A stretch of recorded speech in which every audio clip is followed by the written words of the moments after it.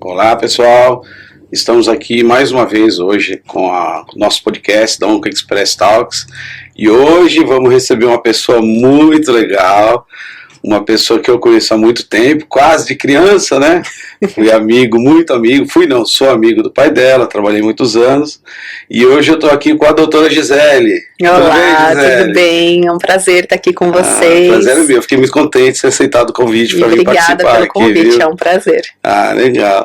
E aí a gente queria começar perguntando o seguinte, né? O que te levou a escolher essa área da veterinária? Teve alguma inspiração? Alguém da família? Essa paixão por os bichinhos? É assim, Márcio, pensando, né, na área da saúde, eu fui a primeira médica da família, né, assim, da veterinária, não tem nenhum médico humano, mas eu não costumo dizer que eu escolhi a veterinária me escolheu. Eu acho que já veio com um dom, né, do nascimento, porque desde criança eu brincava que eu gostava de cuidar dos ratos do esgoto, assim, achava legal dar queijinho pra eles comerem, que eu ficava com dó que eles não tinham o que comer. Então eu sempre tive esse sonho de cuidar. Antiga, né? É uma paixão muito antiga. E eu nunca me contentei em dizer assim, o cachorro ele não tem mais o que fazer da vida dele. Por isso que eu acabei seguindo aí para uma área um pouquinho diferente, que a gente vai conversando um pouquinho aí, que é legal. A medicina integrativa, né? Que é uma novidade aí então, também. Isso que eu ia falar, porque aí o início da carreira, óbvio, começa como clínica, etc, e aí vai evoluindo, né? Foram algumas pós aí, nesse meio de caminho.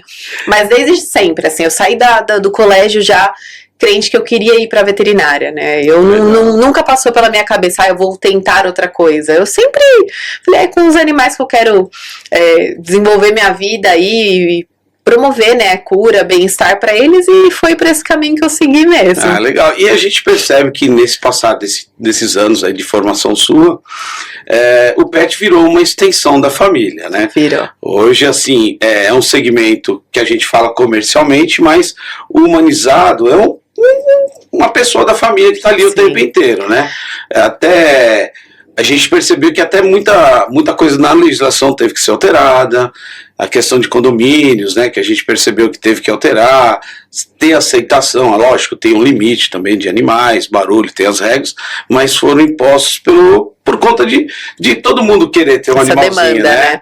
E isso pra você aí, você já esperava isso? Porque tá uma loucura hoje isso aí, né? Eu acho que eu peguei bem a transição, Márcio. Quando eu me formei, a gente não era chamado, né, você como dono do pet, você era o dono e não o tutor. Hoje em dia a gente já chama de tutor, né, porque você é responsável por um ser que não fala e que ele é totalmente dependente de um ser humano para esboçar o que se passa na vida dele, né? Então, eu peguei bem essa transição. Então, até quando foi feita essa transição, às vezes eu dava uma freada e falava, não é mais responsável, nem proprietário, agora é tutor. E a gente vem notando que isso tá aumentando muito. Hoje em dia, qualquer shopping que você vai, você encontra espaço pet, né? Tá se tornando cada vez mais rotina a gente ver com que o pet, ele não é mais o cachorro que fica no fundo do quintal. Sim. Sim, realmente, aquele cachorrinho que faz parte da família. Ele é um membro da família. Ele não é mais da porta do quintal pra fora, ele é da porta pra dentro. Guarda, né? Não existe mais isso, né? Isso aí acabou, até os cães de guarda, eles já são filhos. Já são filhos, né? Até os que são mais bravinhos, a gente já nota que isso vem acontecendo. Então, isso é uma coisa que a gente tá percebendo e que ainda vai ter muita evolução, né? Até pelas estruturas, assim, de grandes clínicas, hospitais, a gente nota que eu não digo que é uma humanização, acho que o cachorro, ele tem que ser cachorro, o gato tem que ser gato, né? Mas a gente tem que ter mais respeito por eles também. Isso é uma coisa muito positiva que a gente vem na evolução. Né? Entender o animalzinho, né? E a gente percebe também, assim, né, Gi, que assim, além de ter virado uma parte da família, é um compromisso que você tem, né? Porque ele depende totalmente de você. Exato. Não é? Ele não vive sozinho. Ele não é animal de rua, ele é um animal que tem um lar, tem uma pessoa lá. Sim. Então é um compromisso que se assume aí por um bom período, 10, 15 anos, né? Enfim, é uma média, né? É assim, Márcio, eu falo que quem chega em mim e fala, quero ter um cachorro, quero ter um gato, quero ter um peixe que seja, eu falo, você tem ciência do compromisso que você tem com a vida desse ser, né? Porque muitas vezes você pode ter que deixar de viajar, caso não possa, o seu animal. Como que você vai levar um peixe? para uma viagem. Não tem um cachorro hoje em dia já tem um hotelzinho, gato tem hotelzinho, né? Tem pet sitter que consegue passear com o animal para trazer qualidade de vida para ele, mas você tem que ter ciência de que é um ser que pode ser que viva 5, 10, 15, 20. O cachorro mais velho que eu conheci viveu 24 anos. Nossa. Era o Yorkshire. Então, donos de Yorkshire, vocês já sabem. Pode viver 24 anos. Poodle também, né? O Poodle, a gente nota que o Poodle, ele é uma raça que tem tudo. A gente até brinca como veterinário, é o Toodle, né? Porque ele tem tudo e mais um pouco. Então, assim, a pessoa, quando ela adquire o pet, ela tem que ter a ciência, né? Que não é apenas colocar água e ração e limpar as necessidades dele. Você tem que dar o suporte. A gente já tem, hoje em dia, plano de saúde pet, né? Então, a gente vê essa evolução. 10 anos atrás, quando a gente falava de plano de saúde pet, eram pouquíssimos que tinham. E hoje em dia já é uma rotina, é normal. Você conversar com alguém e falar... Seu cachorro tem plano? Não tem plano, porque se precisar fazer um exame, precisar correr para um hospital para tentar auxiliar nos investimentos com esse animal também, certo, né? Então, isso faz parte. E muitas pessoas, às vezes, se empolgam, né? Quer ter um filhotinho. Eu falo que o pet, ele não pode ser um presente, assim. Falar, putz, é Natal, vou dar um cachorro de presente. Porque, às vezes, você acaba agindo por impulso, né? Então, tem que ter ciência, tem que entender que aquele animalzinho vai se tornar um dependente seu. Essas são as dicas que você dá para uma pessoa que quer realmente ter um pet em casa. Com certeza. Né? Quais são os cuidados que o tutor, agora a gente fala, né? O dono do cãozinho tem que ter, ou do peixinho, ou do passarinho, enfim, do pet? Eu acho que assim, primeiro ponto é se informar daquela espécie que você quer ter, né? Então, às vezes a pessoa fala assim, eu passo mais tempo fora de casa do que dentro. Talvez para você seja o ideal um gatinho, porque o gato, a gente brinca que quanto menos contato com o humano, melhor para ele, né? Que ele gosta de ter o canto dele, ele quer mais dormir durante o dia, é mais ativo durante a noite, diferente de um cão. Você fala assim pra mim, Gi, eu moro num apartamento de 50 metros quadrados e eu quero uma companhia, vou ter um Beagle. Pô, você vai ser expulso do prédio. Porque o Beagle é uma das raças que mais demanda atenção, que tem uma energia absurda, e aí você tem que tomar um pouco de cuidado. Então, hoje em dia, quando a gente procura até no próprio YouTube, você tem diversos canais aí que falam um pouco de cada raça, né? Então, é importante você estudar. Cada um tem sua característica, né? Exatamente. É melhor estudar mesmo e ver o que vai se adaptar com você, com o seu lar. Porque, por exemplo, você pega um cachorro de porte grande aí, um Golden, dentro de um apartamento, ele vai sofrer também, porque não tem muita mobilidade lá dentro, tem que sair todo dia, muitas vezes o casal, enfim, a família não tem tempo para estar passeando, né? Exatamente. E aí, até muitas vezes eu costumo dizer assim, seu sonho é ter um Golden, você mora num apartamento, que a nossa realidade é essa, cada vez os apartamentos estão menores, né? Você mora lá no seu apartamento, você quer ter um Golden. Tudo bem, você está disposto a pagar uma creche pro seu cachorro? Porque assim, o investimento, ele é meio que mensal. É uma coisa ali, você precisa fazer com que esse animal gaste energia, porque senão não adianta depois falar, pô, o cachorro tá destruindo o apartamento. Porque ele precisa gastar energia. Né? Então, assim, não importa o porte do cachorro. A gente tem que entender as necessidades deles também. Se você tem uma casa com quintal grande, pô, bacana. Talvez você não precise, mas você também precisa brincar com o seu pet. Sim, não é só largar lá. Exato. Né? Põe lá no quintal, já era, né? Então, a gente sempre dá essa dica. Falou, esse cuidado, ele é básico. Até brincando do peixe, né? Pô, você tem noção de como é cuidar de um aquário? Tem que lavar um aquário, a comida que precisa. A quantidade. Então, assim, tudo isso a gente tem que se informar. A temperatura da água. Pô, esfria, tem que pôr um aquecedor, não tem. Qual a espécie desse peixe? Né? Então, coelho, por exemplo. Eu já tive 2 coelhos em casa. Mas coelho a gente vê muito, na época que eu clinicava mesmo, que não trabalhava nessa área que eu tô hoje, era muito comum na Páscoa. O que as crianças ganhavam? Coelho. Então, a gente divulgava muito em rede social. Gente, coelho não é um brinquedo, né? Tem que tomar cuidado, porque a criança, ela vai ficar apaixonada, que é um peludinho e tudo, mas não é todo coelho que gosta de colinho, igual é um cachorrinho. É um brinquedo, né? Então precisa tomar muito cuidado. Então, todo animal, assim, quando a gente vai pensar em adquirir, a gente tem que estudar a espécie, e no caso de cão e gatos, estuda a raça. Certo. E se vai ser um SRD, por exemplo, tentar entender quais são as necessidades. O que significa SRD? Para todo mundo entender isso aí. Sem raça definida, o famoso vira-lata. O vira-lata. É o vira-latinha caramelo, que eu falo que é o melhor de todos, que vai te dar menos surpresas na vida. O mais apaixonado. Exato, que é o que mais vai dar um rabinho em casa. Então, assim, também entender, né? Porque às vezes você vai adotar um vira-latinha, Pô, você mora numa casa pequenininha. E se esse cachorro crescer? Não adianta falar assim, crescer eu vou doar porque eu não tenho espaço pra ele. Não é simples assim, né? Tem sentimento também, então tudo isso a gente fala que... Tem o sentimento do pet também, pet, né? exatamente. Principalmente dele, porque né? eles sentem muito, isso é muito comum acontecer. E hoje a gente vê também campanhas aí de empresas na área de alimentação para pet, né? Evoluiu bastante. Muito. Cada raça, cada porte, determinada idade do animalzinho tem que mudar a ração, se ele tá com tá predisposto a ter uma diabetes, um colesterol. Hoje já tem alimento para todo esse tipo de animalzinho, Já, né? Márcio, assim, hoje em dia a gente sabe que quanto melhor a qualidade da ração, melhor os componentes que estão ali dentro, né? Então a gente costuma indicar ração super premium, né? Que são as grandes marcas aí mais renomadas no mercado, mas que assim também, você não precisa se preocupar em ficar suplementando determinadas coisas, porque a ração ela é bem completa, né? Então, Certo. o cachorrinho vai lá, o cachorro, o gatinho desmamou da mãe, ele vai comer primeiro uma ração de filhotes, mais ou menos aí de acordo, porque assim, tem uma coisa muito legal, cachorro pequeno vive mais. Então, portes pequenos, quanto menor o porte, sabe o pincher, que é 50% raiva, 50% tremedeira? O pincher é uma das raças campeãs ali de qualidade e expectativa de vida. Porque é uma raça pequenininha. Já um Doberman, um São Bernardo, um Golden, a expectativa de vida tende a ser um pouco mais reduzida. Mas por conta de alimentação? De tamanho. Então, o que isso interfere? Quanto menor a raça, mais rápido ele atinge a idade madura. Quanto maior a raça, mais tempo demora. Então, por exemplo, um São Bernardo é considerado filhotão até os seus 2 anos de idade. Então, ele come ração de filhote até os seus 2 anos de idade. Certo. O pincher é até os 10 meses. Então, isso é uma coisa que é importante. Eu tô com um filhotinho, qual o alimento que eu tenho que escolher para ele? É importante você ter uma consulta pediatra. Porque escolher um veterinário que você vai ter a confiança que pode acompanhar o seu cachorrinho, o crescimento, né? E aí, de acordo com cada faixa etária, ele vai te indicando o melhor alimento. Hoje em dia, a gente já tem até alimentação natural, né? Que eu falo que é o melhor dos cenários.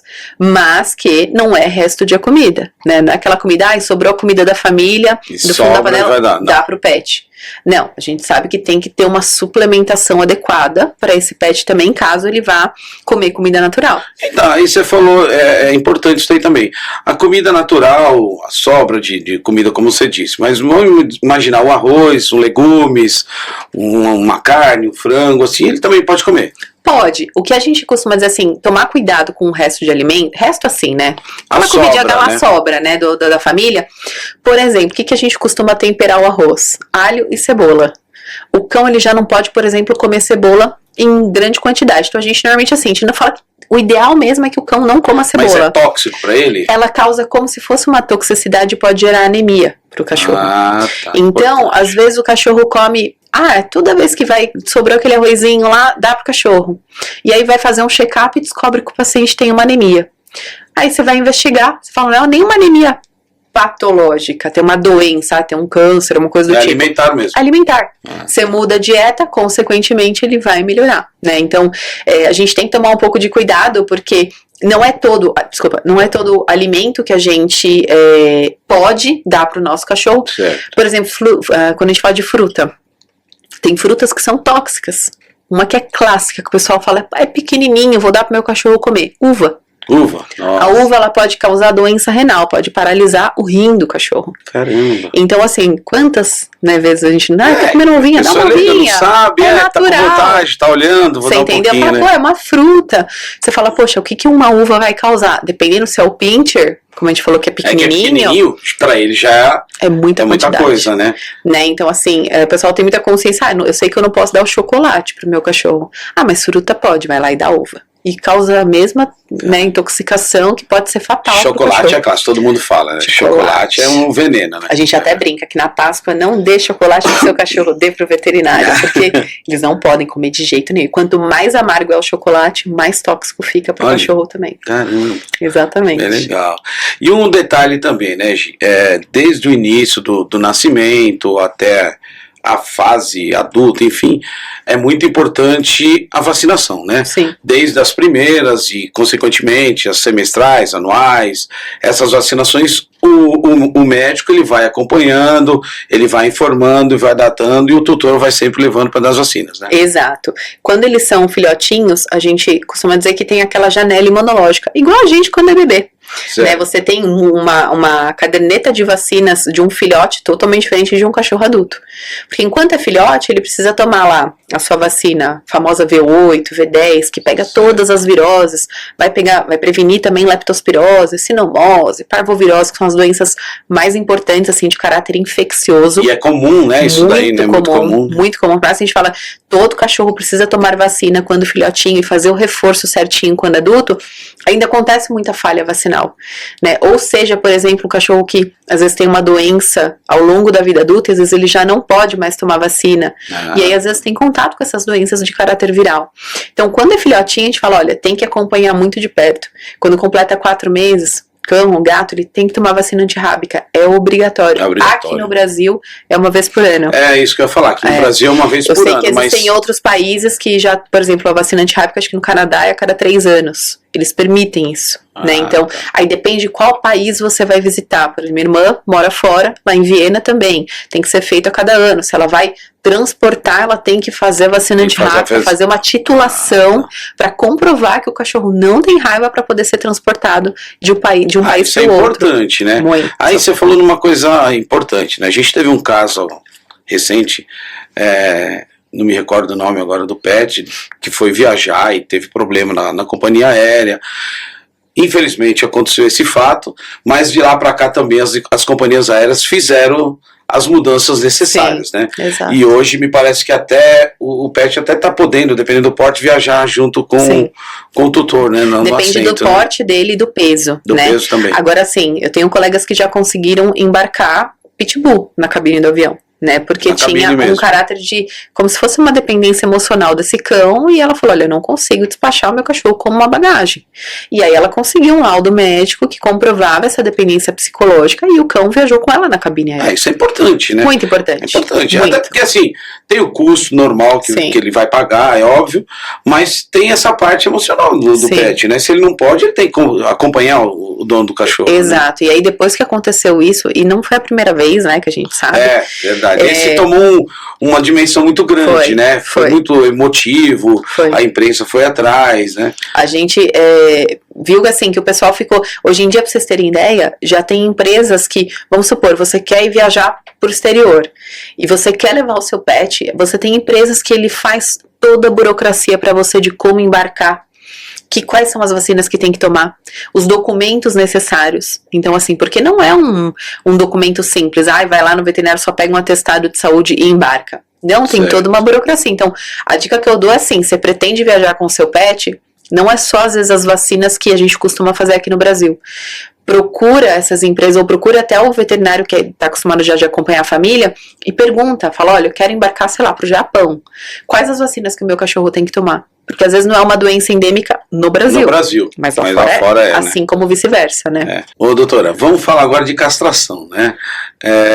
Muita gente tem aquela ilusão também, ou aquela vontade de falar, eu quero ter o pet, mas eu quero que dê filhote, aquela coisa de emoção, né? E hoje que a gente vê muito é que quando vai o médico orienta, olha, você vai dar continuidade nisso, é melhor castrar, não é melhor castrar, o que é melhor fazer hoje para o pet? Isso é uma coisa, Márcio, que mudou há pouco tempo, inclusive, né? Quando eu me formei, eu estou formada há 12 anos, completo 12 anos de formação na graduação agora no fim do ano. Isso é uma coisa que já mudou. Antigamente, vamos falar de 2012, se falava muito de que as fêmeas o ideal era que se casassem. Vamos falar primeiro de cadela, né? Porque gato é um pouquinho diferente. Cadela, antes do primeiro cio, tem que ser castrada. Pra quê? Pra evitar o câncer de mama. Em 98% você evitava o câncer de mama. Em contrapartida, você não permitia que essa cadela desenvolvesse a parte de hormônio sexual dela. Né? Então você imagina, você tirou ovário, tirou útero, acabou, ela não vai desenvolver. E aí começou a ser muito estudado de que qual era o percentual de alterações mamárias ali de câncer de mama em cadelas que eram castradas entre o primeiro e o segundo cio. E notou-se que esse percentil caía para 95% mais ou menos. Tá. Só que em compensação a cadela tinha o seu desenvolvimento sexual. Então, quando a gente, hoje em dia, vai fazer uma instrução, a cadela pode sim ser castrada para evitar, por exemplo, câncer de mama, piometra, que é a infecção do útero. Pensa, a cadela, gente, não tem a mesma higiene de uma mulher. Então, enquanto ela está ali, né, durante o período do cio, fica tudo aberto. Então, certo, pode entrar bactéria para o útero e tudo mais. Etc, né? Se você não tem a pretensão que a sua cadelinha cruze, ou seja, ter filhotinho, fazer esse controle populacional mesmo, o ideal é que a castração seja feita entre o primeiro e o segundo cio, nunca no cio, né? O cachorro macho já é um consenso que mudou de uns, se não me falha a memória, uns 4, 5 anos atrás. Por quê? Aí já entra um pouco mais na minha área da reabilitação, né? Foram feitos inúmeros estudos que comprovou que o cão inteiro, ou seja, o cão que não é castrado, ele tem menor predisposição para ter algumas doenças ortopédicas. Que então, assim, a gente pega, por exemplo, um cão de uma raça, vamos falar do Golden de novo, né, que é um cachorrinho que todo mundo ama. Você tem um Golden macho, e aí com 6 meses você vai lá e você fala, puta, não quero que ele levante a perna, vou castrar ele já. As chances deste Golden ter uma alteração ortopédica no futuro comparado a um outro Golden, que vai ter desenvolvimento de hormônio sexual, vai ter ali produção de testosterona, tudo certinho, ele vai ter uma capacidade de uma melhor estrutura muscular por conta de hormônio sexual.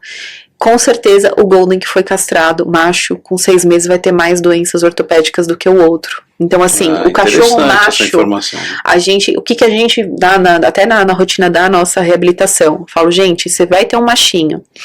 Se é uma raça ainda que já é predisposta igual o Golden, disposto a fazer o quê? Displasia de quadril, displasia coxofemoral, que é super comum, né? Comum, na raça. Né? Eu ouvi falar um percentual assim de 40%, na grande maioria, né? Exatamente. Já é da raça dele. Já é da raça, é uma predisposição da raça. Tem canis até que fazem a seleção para que não tenha, mas às vezes é adquirido, né? De tanto escorregar no piso liso do apartamento, o cachorro já adquire, né? Às vezes a mãe e o pai não tem, mas os avós tiveram, o bisavô dele teve, então aí entra muito na doença genética. O Spitz, Lulu da Pomerânia, luxação de patela, eu falo que eles andam lado a lado. Imagina, o cachorro já é predisposto, às vezes já nasce com a luxação de patela, e você vai e faz a castração precoce. Com ele novinho, antes de ele ter a maturidade sexual dele. A probabilidade dele ter problema muito grande. Entendeu? Então assim, já os gatos, eu falo que a espécie felina já é um pouco diferente, porque o gato macho, por exemplo, quando ele não é castrado, ele tenta ir pra rua pra procriar, e aí numa dessa ele ainda pode adquirir uma FIV, uma FeLV, que são doenças infecciosas gravíssimas, né? AIDS felina, leucemia felina. Então a gente tem que tomar um pouco mais de cuidado com a espécie felina. Para felinos em si a gente não tem tantos estudos específicos para essa parte ortopédica, né?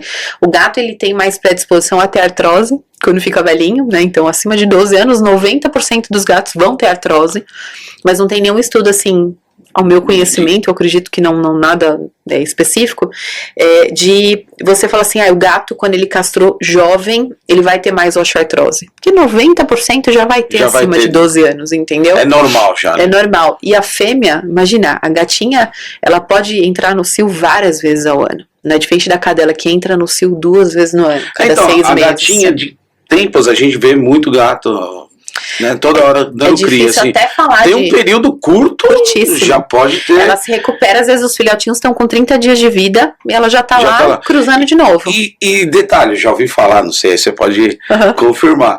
Muitas vezes ela cruza com mais de um gato. E tem a gestação de mais de filhos de pais diferentes. Exato, pode acontecer. Em cadela também. Cadela também pode? Pode. Pode. Não sabia. Porque a cadela e as gatas, diferente da mulher que tem um período muito curto, né, assim, de ovulação, a mulher ovula muitas vezes.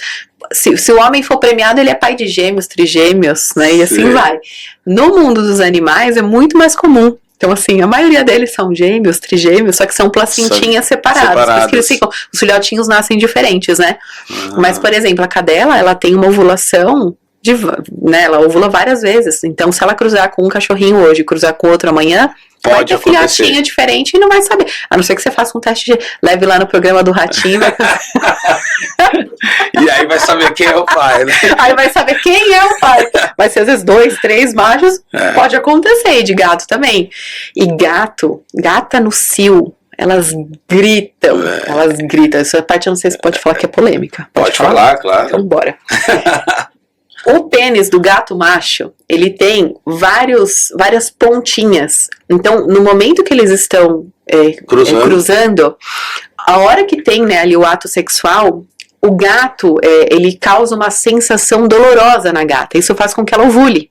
Então a gata sofre pra cruzar, por isso que eles gritam. Por isso que quando você tá dormindo na sua casa, você escuta os gatos gritando no telhado, pode ser que eles estejam cruzando. E normalmente é um ato muito dolorido mesmo, né? E aí chega a ser engraçado. Todo arranhado, né? E volta. Arranhado. E aí numa dessa, eles agarram aqui na nuca da gata, né? Eles mordem a gata. Então assim, eu falo que é um caso de amor e ódio, né? Ao mesmo tempo que ela quer cruzar, ela não quer cruzar porque aquilo tá doendo nela, né? E aí muitas vezes acaba se tornando algo que é muito comum de a gente ouvir, a gente acha que tá brigando.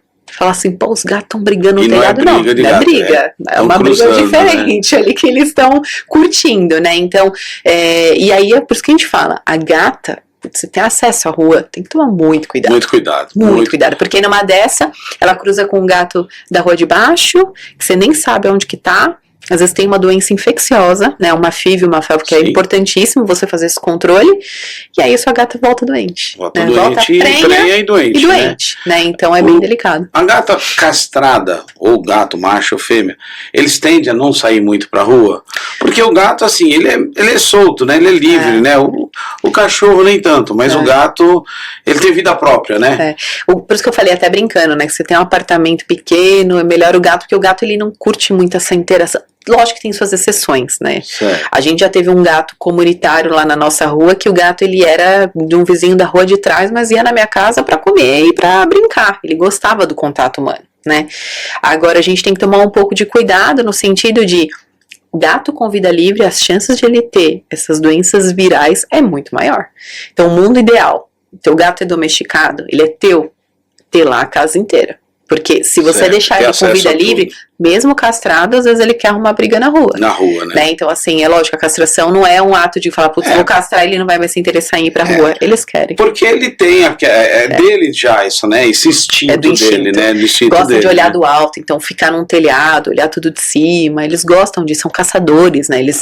Ele é carnívoro estrito, então ele quer caçar mesmo, né? E ele acha legal, ele volta com uma lagartixa e ele quer mostrar, deixa na sua perna de presente, solta barata em cima da cama, tem vários vídeos, né? Na internet, né? Aí um gato chega, solta barata na bolsa da mulher e sai aquela barata correndo. Eles fazem isso, eles têm esse instinto de caça. Então não é porque castrei o gato ou a gata, ele não vai mais pra rua, ele vai. Ô Gisele, deixa eu te perguntar uma coisa. Como que é o tipo de comunicação, o envolvimento que você tem com os tutores aí? Porque esse é um detalhe importante, né? Assim, eu também tenho pet há muito tempo, amo meu pet, né? Esse é o filho mais novo mesmo, né? Sim. Veio o neto, mas ele tem mais ciúmes de mim do que até a própria mulher, né? Ele é terrível. E assim, muitas vezes você vai levar no pet, aí a doutora fala uma coisa e fala, eu não vou fazer isso, não é assim, vai judiar, não quero fazer isso, não quero fazer aquilo, né? E como que é essa relação aí? Olha, Márcio, eu falo que eu sou muito grata a Deus pelos clientes que passaram pela minha vida, né? Mas eu acho que aí varia muito de como você vai conquistando os teus clientes também, né? Eu sempre levei isso muito a sério. Eu cuido do amor da vida dessa família, né? Então, assim, esse paciente pra mim, ele é o filho, né? E a gente se envolve muito, né? E na minha realidade hoje, eu trabalho com reabilitação animal. Então, muitas famílias eu tenho contato 2, 3 vezes por semana. Então, aquela família, muitas vezes, a gente brinca que a gente se torna um pouco psicólogo dessa família, né? Porque uma hora que o meu paciente está ali fazendo uma acupuntura ou uma fisioterapia comigo, a gente escuta de tudo. Escuta de tudo, né? Então, a gente cria um vínculo muito grande. Mas mesmo antes de eu trabalhar com reabilitação, eu costumava dizer que eu sentava do lado de cá, eu esperava o cliente sentar na minha frente e ele já vinha com um problema. A minha função é ajudar a resolver esse problema dele. Certo. Né? Então, eu escutava mais do que eu falava. Né? Então, acho que isso é uma dica até para quem está começando na veterinária. Às vezes o pessoal deixa um pouquinho de lado isso, sabe? Então, a gente tem que escutar mais. É fazer um acolhimento, sabe? Então, assim, Essa situação aí, ela é delicada. Porque, assim, muitas vezes a gente passa por isso também na loja, né? Com um paciente... Assim, ele está desesperado, precisa do medicamento oncológico, a gente vai entrar nesse assunto daqui a pouco. E muitas vezes, assim, você tem o produto para entregar, mas ele está relutando. Por quê? Porque muitas vezes é uma situação que o custo do medicamento é caro, ele volta para o médico para falar, olha, é muito caro esse remédio, eu não tenho condições, mas eu amo meu bichinho. Então, você também está lá para escutar isso, né? Sim. A gente está lá também desse outro lado, com o comércio de produto, mas a gente também entende esse paciente lá, né? É assim, Márcio, eu sempre deixo uma realidade. Eu falo que a minha função como médica veterinária é falar o que é o mundo perfeito. O que é perfeito é aquilo que cabe para aquela família naquele momento? Talvez não. Mas a minha função é explicar aquilo que tem do top. Se a pessoa chega em mim, e aí muitos, a grande maioria chega em mim e fala, não vai ser possível seguir por esse caminho, qual é o plano B? E aí quando a família se abre para mim e fala, me pede um plano B, pô, vamos então encontrar um plano B. Uma saída. Uma saída, uma solução, você precisa de um tratamento, então a gente vai. Igual, por exemplo, na minha realidade, às vezes um paciente rompe o ligamento do joelho, mundo ideal. Mundo perfeito. Operar. Realidade. Doutora, às vezes não consigo fazer uma cirurgia de 7 mil reais. Certo. O que a gente pode fazer para dar qualidade de vida e melhorar a dor? Olha, a gente vai fazer A, B, C, vai seguir nesse caminho. Pode acontecer X, Y, Z e a gente vai acompanhando de perto. Faz o tratamento na medida do possível das condições dela, né? Porque assim, muitas vezes, é a mesma coisa que você fala assim pra mim, Gi, sei lá, eu vou falar de um tratamento que é caríssimo, ainda na veterinária, que tem um custo muito alto, radioterapia. Radioterapia a gente tem um único lugar em São Paulo, e acho que tem mais um no Rio, se eu não me engano. A terapia com radioterapia pros pets pode chegar a 30 mil reais. É caríssimo. Né? Até hoje eu tive um único paciente que conseguiu passar por radioterapia. Eu, talvez, se caísse hoje na minha mão de um paciente, de um cachorro meu, talvez eu não conseguiria pro meu cachorro fazer uma radioterapia. Pessoal, né? Pessoalmente falando, não entendeu? Tá no bolso de qualquer um. Exato, então assim, e aí eu tenho que saber o meu plano B. Né? Se eu chego pra família e falo, olha, o ideal é radioterapia, e aí a família fala, quanto vai custar? Opção. Como é que fica essa situação? Você entendeu? Então assim, eu vou indo para outras alternativas também. Ah, legal. Bom, vamos chegar na parte agora da Serenos Vet, né? Sim. A parte que você estava esperando, eu também. Como surgiu essa ideia de você ir para esse lado de reabilitação, montar a sua clínica, que é um sonho, né? Sim. A clínica, ao mesmo tempo que é um sonho, a gente como empreendedor sabe que não é nada fácil, né? Não é nada fácil. Exato. Parece que não, mas a gente tem um trabalho dobrado. Como foi a primeira, assim, a ideia, o start? Olha, eu vou pro lado, porque eu sei que você começou lá fazendo acupuntura, sim, mas hoje isso daí já tem várias outras possibilidades. Como é que surgiu essa situação? Surgiu em eu não me contentar com o não tem mais o que fazer. Certo. Né, assim, eu cliniquei antes de abrir a Serenos durante 5 anos. Trabalhei em hospitais, trabalhei dando plantão e lidando muitas vezes com emergências. E muitas vezes com casos que na nossa rotina da alopatia a gente ficava meio sem ter para onde correr. Certo. Principalmente quando eu falo de paciente oncológico. E eu não me conformava, eu falava, como que não tem mais nada para ser feito? E aí eu já conheci um pouco do mundo da acupuntura, comecei a estudar acupuntura. Quando eu me formei, né, primeiro eu fiz uma pós de clínica, cirurgia, porque eu clinicava, eu tinha uma clínica, então eu precisava, às vezes, fazer cirurgias mais simples, né, uma castração, retirada de um nódulo, então eu fui para pós de clínica. E aí depois eu fui para pós de acupuntura, e aquilo para mim foi um mundo, fantástico, assim, de entender, porque é uma técnica milenária, então assim, você não trata a doença, você trata o paciente como um todo. Certo. E isso pra mim abriu meus olhos. É a causa, né? Exato, assim, a gente trata de distribuir, quando a gente fala de energia, então assim, é algo que você abre a sua cabeça e quando você começa a estudar mesmo, Aí, sabe assim, quando eu falei, putz, me encontrei? Que Até a legal. gente brinca, o bichinho da acupuntura me picou, né? E aí, quando eu comecei a trabalhar com acupuntura, eu falei, eu preciso de um nome. E na verdade você ia fazer na casa dos pacientes, né? Quando eu comecei, Era o delivery de acupuntura. eu chegava né? lá com a minha maletinha e eu falava, pô, não pode ser a acupuntura da doutora Gisele, tem que ter um nome, né? E aí meu digníssimo esposo, publicitário, falou assim, vamos pensar no nome, vamos fazer um briefing aqui, vamos lá, não sei o quê. Ele, o que você espera da sua nova empresa? Aí eu falei, putz, eu quero resolver os problemas, eu quero trazer qualidade de vida para os pacientes, eu quero, assim, um ambiente sereno. Aí ele, Opa, Serenos Vet. captou. Aí eu falei, olha, que Que legal. lindo, né? Ele, não, e aí o S pode ser um símbolo do Yin Yang. Eu falei, meu Deus, que é legal. isso! E aí, daí, né, por diante, assim, a gente começou com a Serenos, foi inaugurado em junho de 2017. Até então eu era sozinha, né? Eu comecei fazendo acupuntura, eu ia na casa das famílias, trazia conforto, trabalhava muito com dor, né? Assim, era aquelas famílias que muitas vezes me recebia chorando porque um cachorro tinha parado de andar e não tinha condições de ir para uma cirurgia de coluna, Ah, tá, né? entendi. Para uma hérnia de disco. E aí, na alopatia, a gente ficava limitado, né? Falava, pô, mas você não vai Medicamento operar. pra dor, medicamento pra dor, Entendeu? afeta os rins e por aí vai, né? Ou muito anti-inflamatório, falava, poxa, até onde a gente pode chegar, né? E aí eu chegava muitas vezes com a luz no fim do túnel, Ai, né? que E aí, legal. às vezes, ver aquele paciente muitas vezes voltando a andar, sabe, assim, aquele paciente tendo, mesmo que não voltasse a andar, tendo qualidade de vida, sabe, assim, melhorar a dor. Então isso pra mim foi me enchendo os olhos.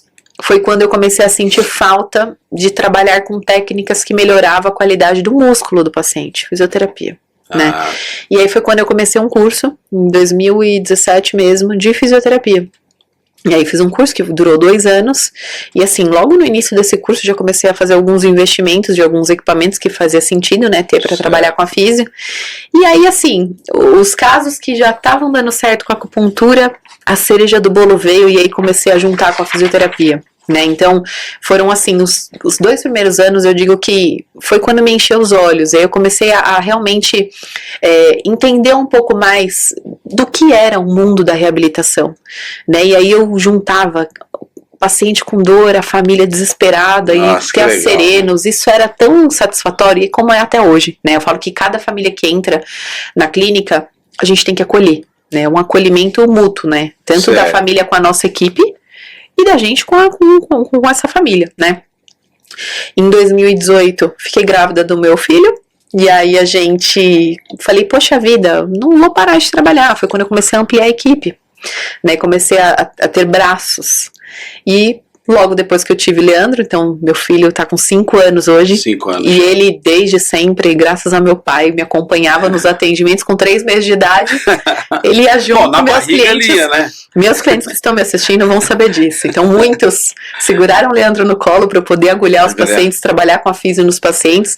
Então, eu chegava com aquele monte de mala, era uma criança no colo, as malas desse lado.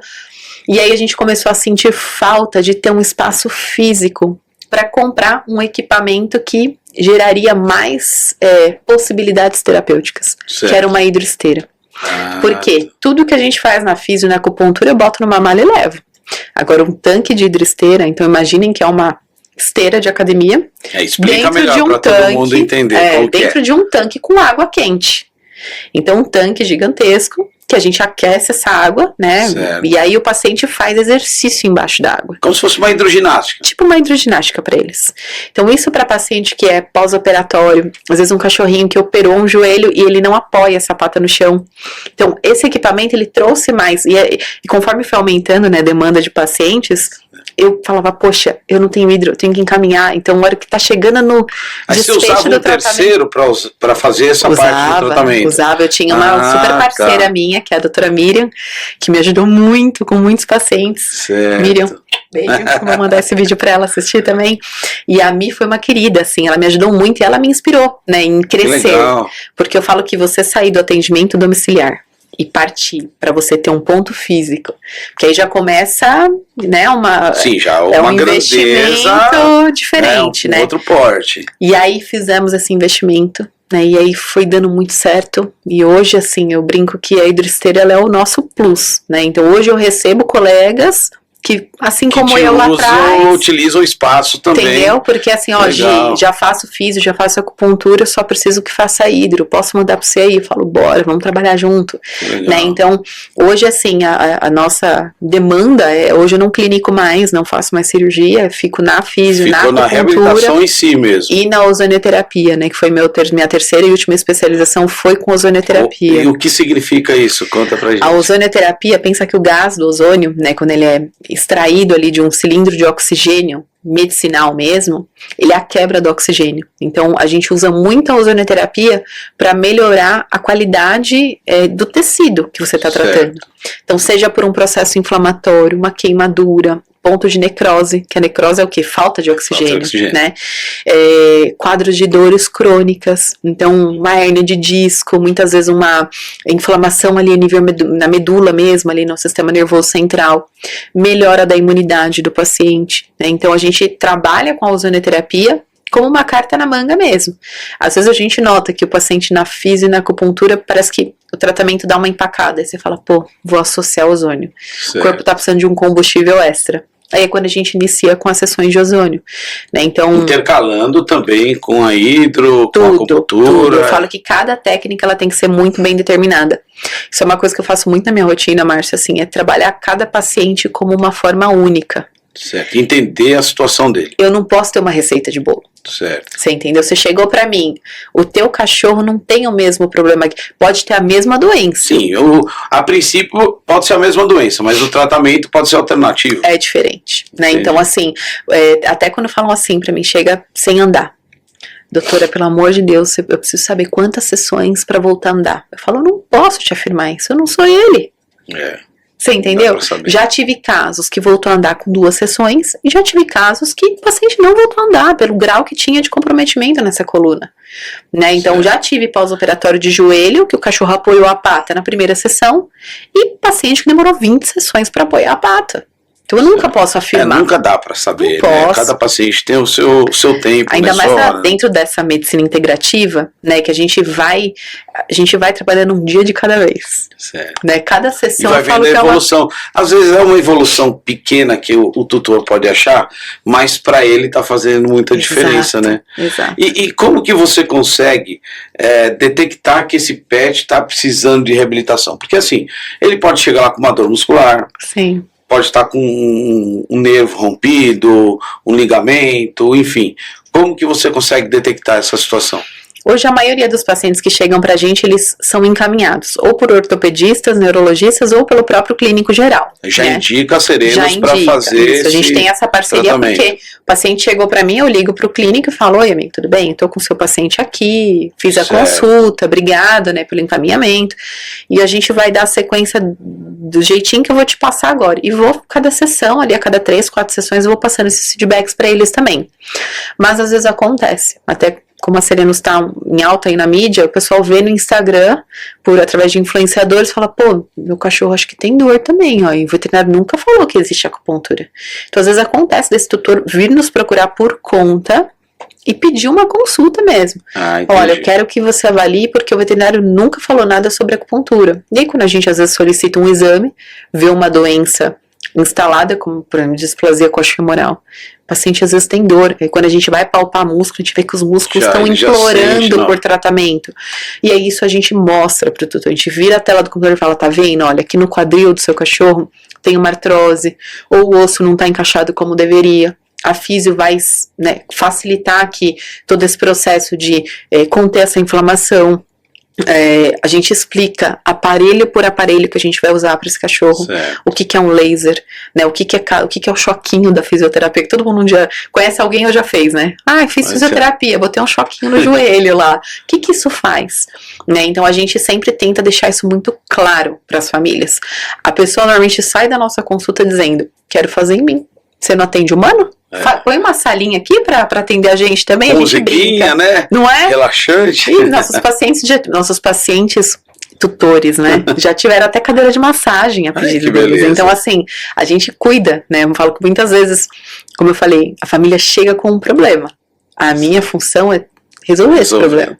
E a gente se cobra muito por isso, né? Às vezes eu brinco que meu WhatsApp não para, né? O tempo todo chegando mais e mais e mais pacientes pra gente resolver as coisas, e eu abraço cada paciente, porque a família, ela tem um problema. Então ela me procurou porque ela quer ajuda para resolver esse problema, né? Então é isso que a gente avalia. E deixa eu te fazer uma pergunta. O paciente aí, voltando para o lado um pouquinho oncológico, ele está fazendo um tratamento e por muitas vezes esse tratamento também acaba fazendo com que ele sinta dores. Esse paciente, você recebe também, quando ele está no tratamento oncológico, ele faz uso de medicamentos, cirurgias e etc. Ele também procura lá Serenos para fazer a reabilitação? Muitas vezes a gente recebe o paciente oncológico para tratamentos coadjuvantes com homeopatias injetáveis. Certo. Existe uma homeopatia injetável que a gente utiliza bastante na rotina com o paciente oncológico, que é o Viscum-Album. Você já ouviu falar? Já ouvi falar. E a gente trabalha muito com o Viscum-Album, porque o Viscum, ele é uma planta, né, que quando ela faz a extração lá, pensa que ela se comporta de uma maneira que ela quer, como se fosse ter o efeito de um quimioterápico, né? Então ela ajuda a reduzir a multiplicação de célula tumoral. Certo. E em paciente, por exemplo, que faz uso de químio, que o cachorro, ele não perde o pelinho igual uma pessoa fica careca, né? Mas ele fica também debilitado, muitas vezes dá dor de estômago, acaba tendo vômito, diarreia. O Viscum-Album, ele entra como um coadjuvante para reduzir os efeitos colaterais da químio. E a gente já teve casos assim de paciente no paliativo, né? Ai, doutora, foi diagnosticado com tumor no fígado, sei lá, 20 centímetros, que é uma coisa muito rotineira pra gente. A gente vê muito, assim, tumores agressivos. E eu não quero operar. Não dá para operar, enfim, por seja qual for o motivo. É muito grande, ele já tem uma certa idade. O que a gente pode fazer, né? E a gente muitas vezes entra com terapia com Viscum-Album, e quando a gente vê um tumor que estava com 20 centímetros, reduz para 15. O paciente melhora a qualidade de vida, melhora o apetite, melhora o bem-estar no dia a dia. Então, tem uma qualidade de vida melhor. Entendeu? Então, assim, a gente nota que a procura por essas terapias, eu já fiz, inclusive, tá liberado na veterinária, né, consultas online para pessoas de outros países que viram que a gente trabalhava com terapia com Viscum-Album e quis fazer videochamada. Eu falei, beleza, não é uma técnica que eu preciso avaliar o animal pessoalmente, eu não preciso avaliar como tá a temperatura dele, auscultar um pulmão, né, ver como que tá, palpar abdômen. Eu preciso o quê? Avaliar o exame e o tipo de câncer que ele tem. E aí, em cima disso, eu posso determinar o protocolo que eu vou fazer com ele com relação a Viscum-Album. Né? Em muitos casos, eu trabalho em conjunto com oncologistas. A gente tem uma oncologista na clínica que, doutora Raíssa, se ela vê que realmente tem a necessidade de entrar com alguma terapia em conjunto, um quimioterápico associado a um Viscum-Album, a gente faz em conjunto, entendeu? Então, mesmo um paciente, às vezes, que vai para cirurgia, ele precisa de uma quimioterapia depois. Né? Você removeu o tumor, mas para ele não voltar, para ter certeza que matou tudo ali, as células, eletroquimioterapia que a gente faz também. Então, assim, a gente acaba associando e integrando junto com a terapia com Viscum-Album. Legal. Você comentou da doutora Raíssa, oncologista na Serenos, mas eu percebi que lá tem vários especialistas, né? Tem várias áreas. Me fala um pouquinho, quem são os especialistas, quais áreas eles trabalham? Olha, eu falo que o nosso top 3 é ortopedia, neuro e dermatologia. São os meus 3 especialistas que são mais procurados, né? Porque é o que está mais no nosso dia a dia. Ortopedia, a gente tem o Dr. Renato Dalcin e a doutora Camila Gusson, que são queridíssimos, já trabalham comigo aí há alguns bons anos, né? A gente tem bastante história junto. Eles trabalham tanto com cirurgia quanto com tratamentos clínicos, né, dentro da ortopedia. Temos a doutora Aline Sacco, que é uma neurologista super renomada, que está com a gente já faz um tempo também. Legal. Esses 3 estão lado a lado com a gente lá e tá o tempo todo em contato. A gente troca muita figurinha com os pacientes que a gente atende em conjunto. E a nossa dermato acaba, né, que é a Ju Citadella. A Juliana tá comigo também já faz alguns anos, desde que a gente começou lá atrás com a sede, porque eu trabalho com ozonoterapia. Então, às vezes eu preciso, às vezes o paciente me procura para trabalhar dentro da ozonoterapia para melhorar uma pele, mas não tem diagnóstico fechado. Às vezes é o desespero de buscar em rede social alternativas para uma coceira. Às vezes o cachorro tem uma coceira absurda, acha a gente lá no Instagram, vê os nossos antes e depois que a gente costuma postar e fala, pelo amor de Deus, meu cachorro precisa desse tratamento. Eu falo, mas já tem diagnóstico? Não tem. Então, Ju, vamos fazer uma consulta? Primeiro, vamos fazer uma triagem, porque às vezes não é o caso de intracosônio. Certo. Às vezes é só um manejo medicamentoso, às vezes uma falta de alguma vitamina, aí que entra na jogada. Mas também temos oftalmologista, a gente tem parceria com outras especialidades, assim, que muitas vezes quando a gente precisa na rotina, a gente chama esses especialistas para estar com a gente ali no dia a dia.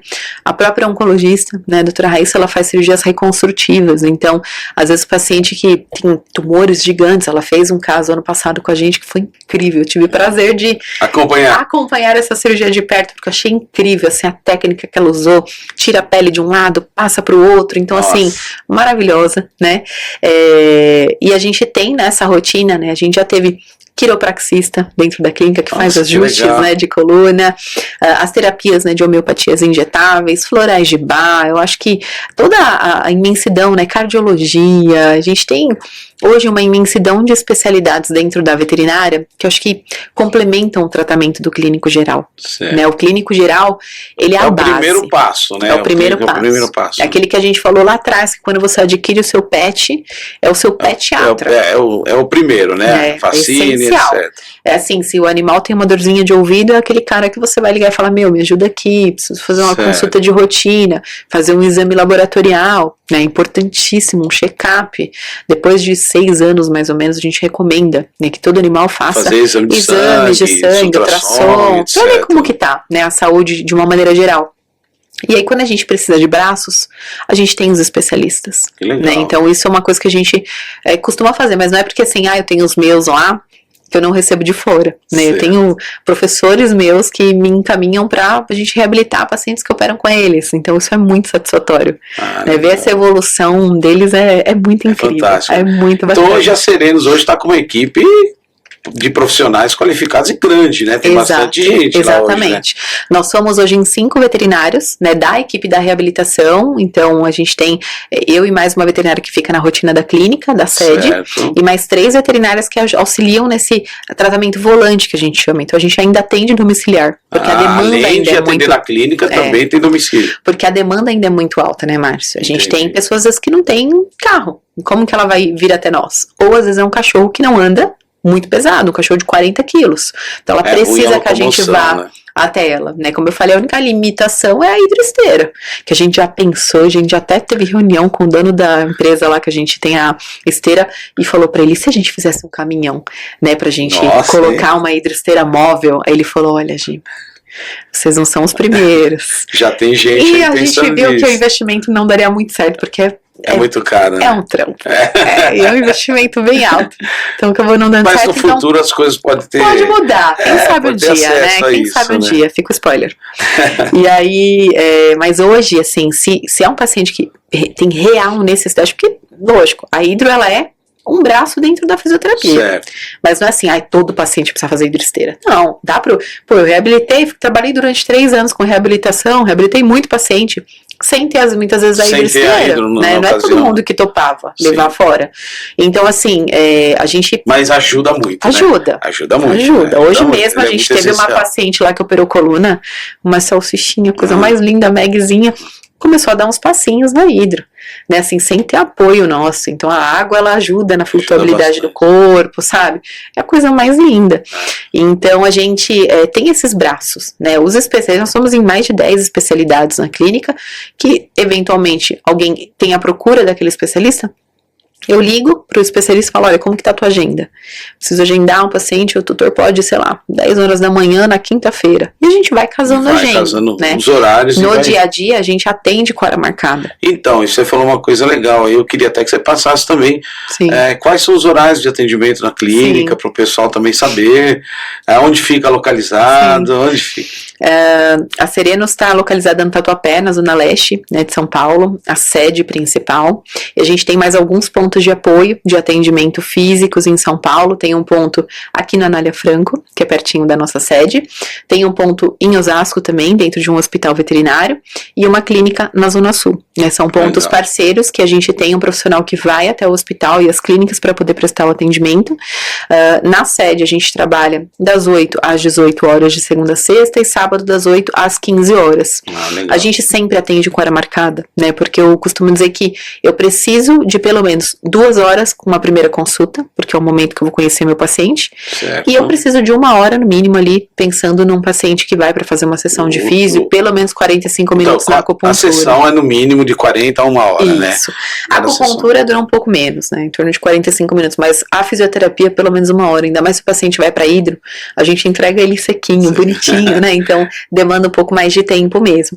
A gente, no atendimento domiciliar, às vezes a gente tem um pouco mais de flexibilidade, aí vai realmente da nossa equipe, né? Então, às vezes o doutor só pode à noite, a gente tenta alguém da equipe que consiga prestar o atendimento no período noturno também. O casal trabalha, não tem quem deixar, e aí também tem essa possibilidade. E sábado é o dia mais cheio, não tem jeito. Não tem o dia que a gente mais tem procura, porque e se abrir do domingo, vai ter cliente. Pode ser, né? A gente já fez até uma pesquisa de satisfação aí, e teve gente que pediu, doutor, abre de domingo, nem que seja das 9 ao meio-dia. Então, realmente, a gente tem essa pretensão de expandir horários, porque tem procura, né? Tem procura mesmo. Pô, tá chegando no final nossa conversa. Queria te agradecer. Sua presença aqui é muito importante pra gente, a parceria que a gente tem já há algum tempo, e essas informações, essa aula aí, né, pro pessoal de casa assistir, né? E você tem alguma consideração a fazer? Não, fica à vontade. Se alguém quiser seguir a gente em rede social para conhecer um pouquinho mais do nosso trabalho, a gente sempre posta muitas dicas valiosas aí pro dia a dia, né? Até como interpretar dor, se o seu gato tem dor. Então, se a gente coloca sempre, a gente tenta alimentar. Eu, Gisele, me comprometo sempre de alimentar o Instagram, porque eu acho que nada melhor do que a informação vir direto da fonte, né? Então, a gente coloca um Instagram bem rico de informações, que é @serenusvet, Serenus com U, tá, gente? Repete aí, gente. @serenusvet. É um loginho azulzinho turquesa. A gente tá chegando aí quase em 8.000 seguidores. Nossa, bastante. A gente tá crescendo, parabéns. Eu tô muito feliz, porque é uma galera que acompanha de perto a nossa rotina ali da clínica, sabe? Então tem foto dos pacientes lá fazendo exercício, fazendo circuito, que eu brinco que é o CrossFit. O CrossFit. Né? E é isso, Márcio. Queria agradecer também o convite, eu fiquei muito feliz. Espero que a galera goste aí. E se tiverem mais algum tema pra gente poder conversar, a gente tá super aberto. Bater papo, te agradeço aqui mesmo. Valeu, Gi. Obrigadão. Obrigada, valeu, galera. Valeu, pessoal. Até mais. Até. Tchau, tchau.